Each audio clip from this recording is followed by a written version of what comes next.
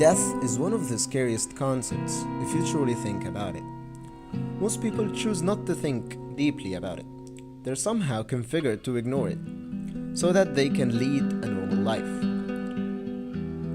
But when you do think about it, you will find the concept itself shaking you to the core. It's the fact that you will perish sooner or later, and that the world is going to continue as it is without you. At this point of your life, the end point, you will wonder what it was all about.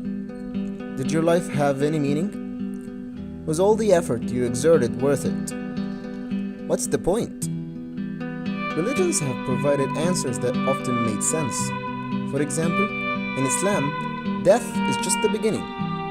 Your whole life is just a test, and after it, you will either be rewarded or punished for eternity.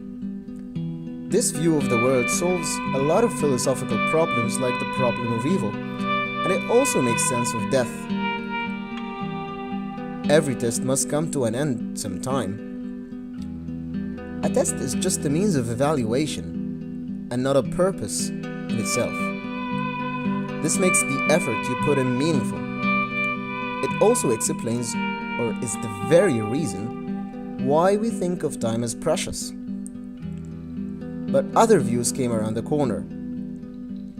Some say that there is nothing after death but void, and this makes life, death, and this kind of stuff just nonsense. You're just a sparkle of light that just has been there for a while, and now it's gone.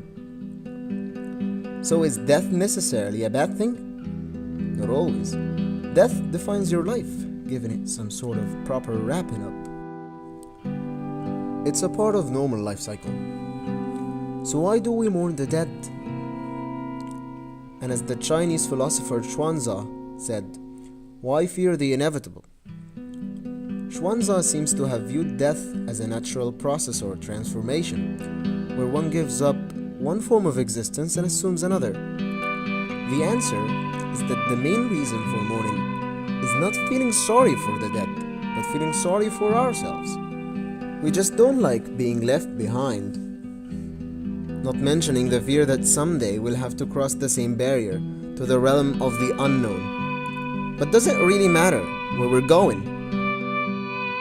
Of course it matters in a religious sense. We have to prepare for embarking on this remarkable journey by doing the good deeds to go to heaven. Even if not in a religious sense, the subject of death seems to be more lively than we think. Attempting to analyze death, one finds himself talking about the meaning of life. But for those who still think of death as a mystery, should they just let the mystery be? Should we all